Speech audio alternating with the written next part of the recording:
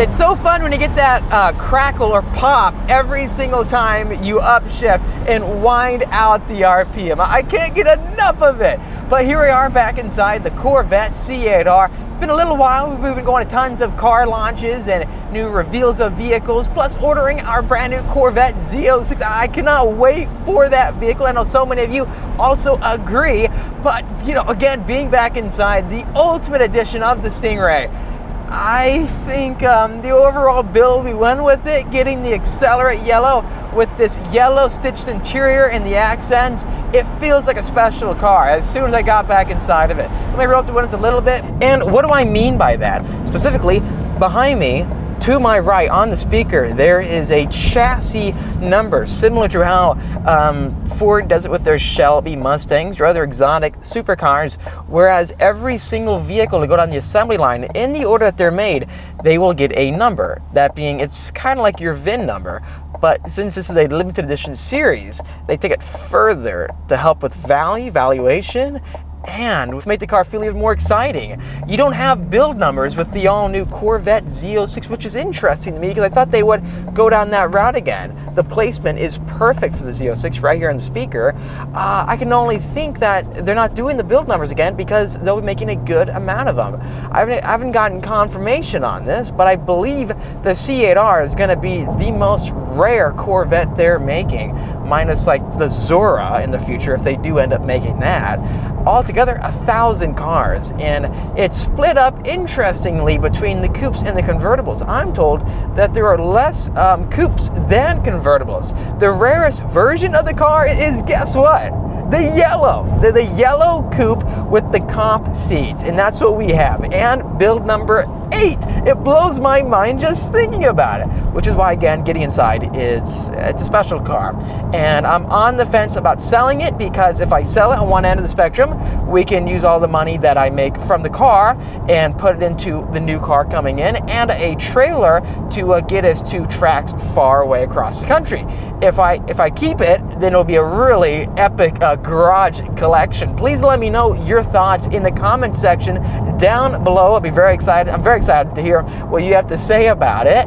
I think with this new Corvette coming out, the Z06 model, the pricing, yes, it's higher than the previous gen Corvette Z06, right? But since it is higher, the valuations for Stingrays just went up, right? I know people, which is unfortunate and I feel really bad about, they sold their Stingrays to get primed for the all-new Corvette Z06. And in terms of dealer circumstances or the specs they want to go with, now the Z06 they can't afford, because you can get it up to $200,000+ when it comes to a markup and maxing out the spec. The price jump between the Stingray now and the Z06 is pretty big. It's not a small percentage jump. The Corvette starts at, you know, under $100,000. This is $106 for the 1LT. And then for my spec of the all-new Z06, I'm looking at $170 without the gas guzzler tax and taxes in California, you name it.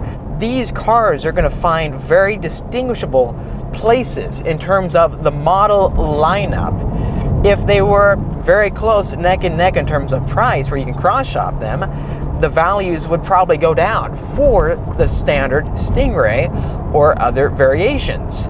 Now that it's much wider, buying into the Z06, you're essentially buying into a whole different price tier of car, which is more, I'd say, there's less demand for that than this. The Stingray as is. There's no other vehicle that can compete with it in terms of what Chevrolet offers you, the entire build package in terms of being mid-engine.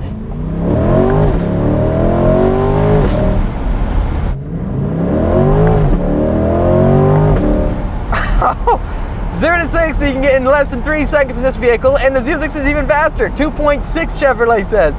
And we will be seeing if that's true. Stay tuned for that video. Altogether, what are your thoughts? Do you think Corvette values just went up? The time to get one, I think, is now. And seeing markups for the Z06, I wonder what the average selling price is going to be. I know people who are paying 50 over and even 100 over. That takes the Z06 into the price tier of a Ferrari for some people where they're buying it from. We're gonna find out if it's worth the MSRP and even plus more. Stay tuned for that coverage. I am very excited to share with all of you how it performs. Let me know yellow seatbelts for the C8 Z06 or not. We're going torch red with the yellow stitching accents. I love the interior in this car. Should we go after it in the new one? One thing that not too many people are talking about, imagine pulling both paddle shifters and revving the Z06 while driving. It's a really cool feature that comes with the Tremec dual clutch transmission you find in the Corvette. Some brands don't offer that, and having that with a flat plane crank, 9,000 RPM almost redline, it's going to turn heads. Hopefully it's not too loud for some of the tracks, but we shall find out. Finally, one last thing before this video ends. I did want to say thank you for all your amazing support. I really appreciate all of you reaching out to me, sharing me your builds, and also telling me so many kind words about the content, what we're doing for the community. It truly means a lot, and I cannot say it enough.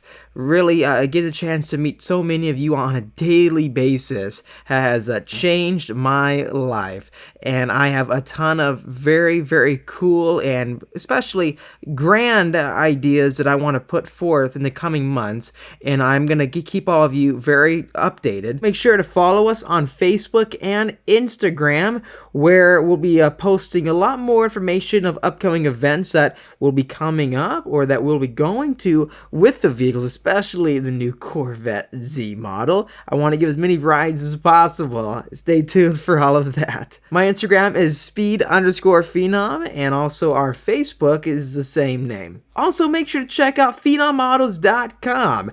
And if you want to support the channel even more, please look into picking up some of our awesome new merchandise that we are launching.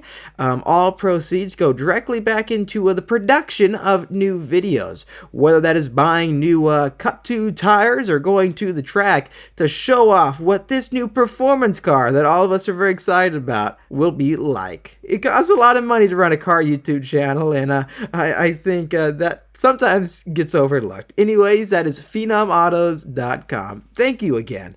Thanks for watching this video. If you liked it, make sure to hit that like button to help me out, and subscribe for much more great content coming out your way. I'll see all of you in the next episode.